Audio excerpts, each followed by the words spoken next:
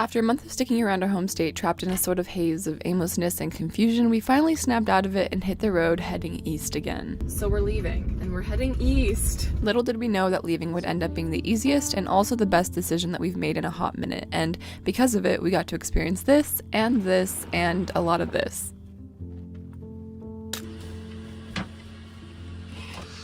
Well, also this too.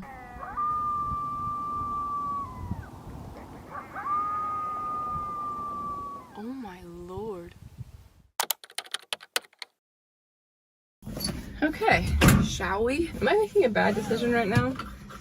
So I just decided 5 minutes ago that I wanted to leave. Not like because I feel like leaving, but just because I feel like driving. I've always felt this sense of peace when I'm driving. It's almost like therapy, a form of therapy for me. And today's my day off. And on my days off, I get to decide what I want to do. And I really just want to drive. And also, I have a big drive ahead of me. It makes sense to put some hours in tonight if I feel like it. And I feel like it. So hi, welcome to me traveling again. I said this in my last video that I kind of feel like I haven't been traveling very much. I think I needed to take some time to like slow down and recalibrate. And I'm not sure if I'm recalibrated at all, but I definitely feel rejuvenated in the sense of like I'm ready to travel again, and so we're traveling. Also, I'm headed in the direction of friends, which is great. The plan on this evening was to drive as long as I felt like it, from the Joshua Tree Lake Bed BLM land to somewhere a few hours away from Phoenix. So I slowly started making my way east, stopping only to fill up one last time with California gas prices.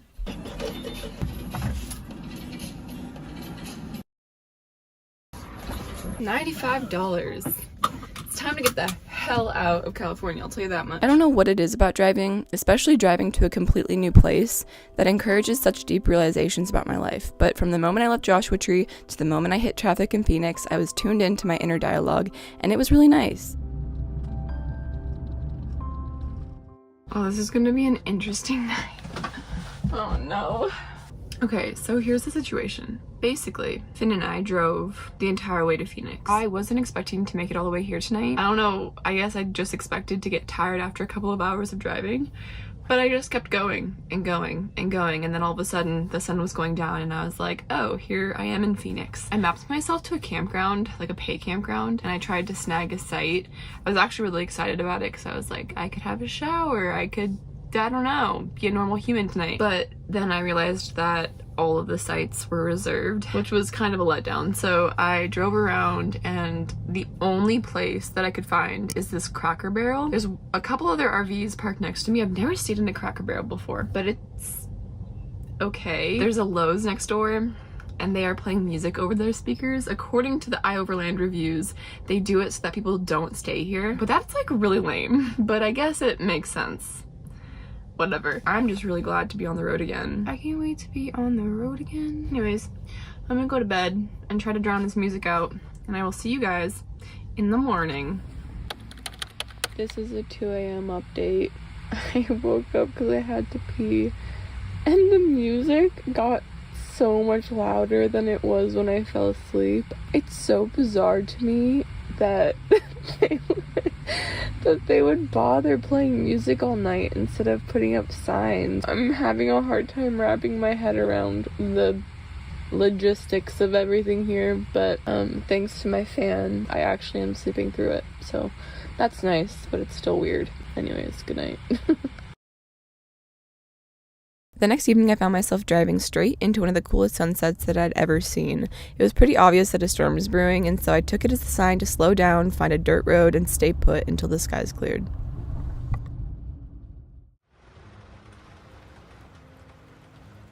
Good morning from me and my view. Rainstorms do something to my brain. It's like 11 o'clock and I've been up since 7:30. It's been a while since I've felt this inspired. I'm just like on Pinterest and Zillow and YouTube, and I can't stop dreaming about the future. And I haven't had one of these like dream spurts in a while.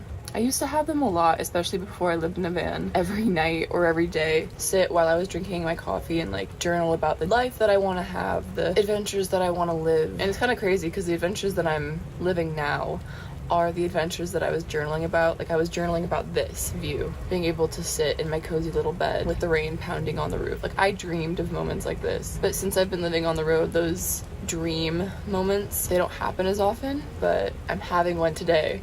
And so I'm trying not to push myself to like work, because I don't know, it just feels good to mirror the world around me and have a rest day. I missed Arizona.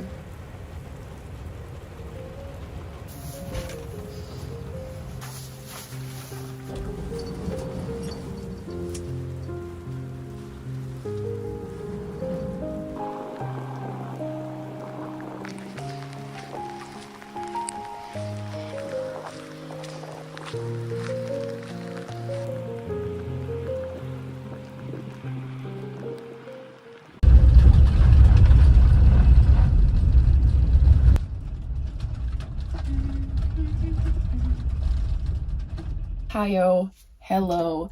Guess who's finally feeling like a normal human again? It's been a few days since that rainstorm.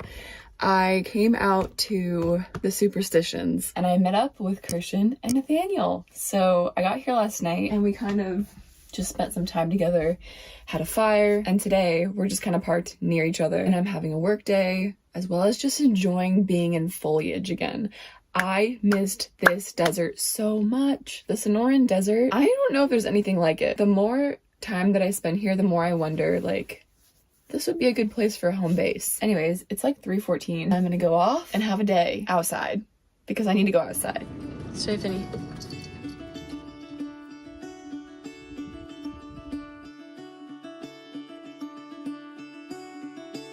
Caught behind Venetian blinds, out of reach for the city lights. This ain't where I belong. Hey, look at me, man, what I become.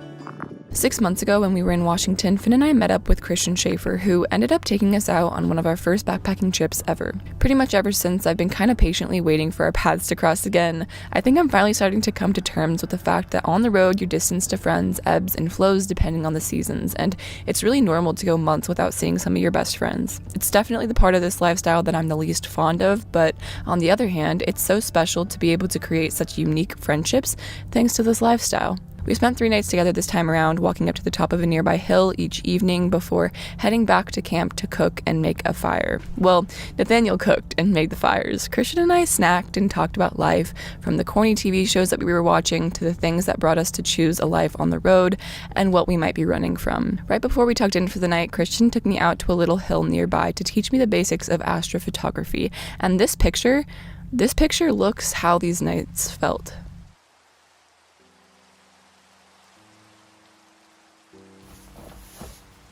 It feels so good to be around people again. I'm just feeling all types of grateful right now. Finn's happy, and I'm happy because he's happy, but I'm also happy because I'm happy. I'm gonna figure this friends thing out on the road. I'm gonna figure it out. I'm gonna figure out a way to find balance. A balance between being alone and a balance between being around my friends. The fact that I even have friends, I'm already doing a lot better than I was doing a year ago.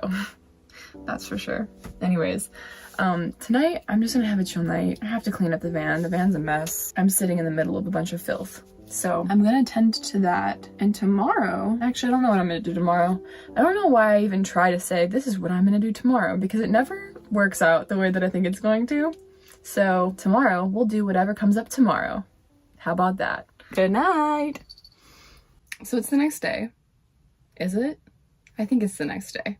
I don't know, I could be wrong. I finally said goodbye to Christian and Nathaniel this morning. I'm in a new spot, kind of nearby. I didn't mean to be today. I thought that I was gonna go to Tucson, but apparently doing chores takes all day. Which, I mean, I should kind of know that already, but...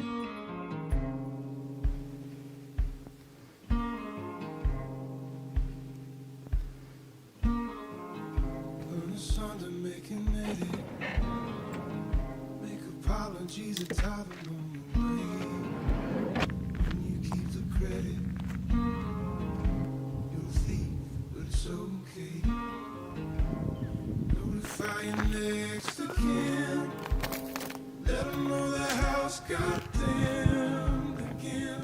Open up. It's crazy how having a bad month or having a bad couple of weeks can really shine light on how good the good is. Like, even after a whole year of struggling, when things turned around, I still started to take it for granted. I didn't even realize that I was until things got hard again, and then I realized, oh, I got really comfortable really fast. And that's kind of scary. But it also kind of makes the bad kind of start to make sense. Like, what if life wasn't hard? If there weren't things that we had to struggle with? The good would even be boring. Look at that Arizona sky.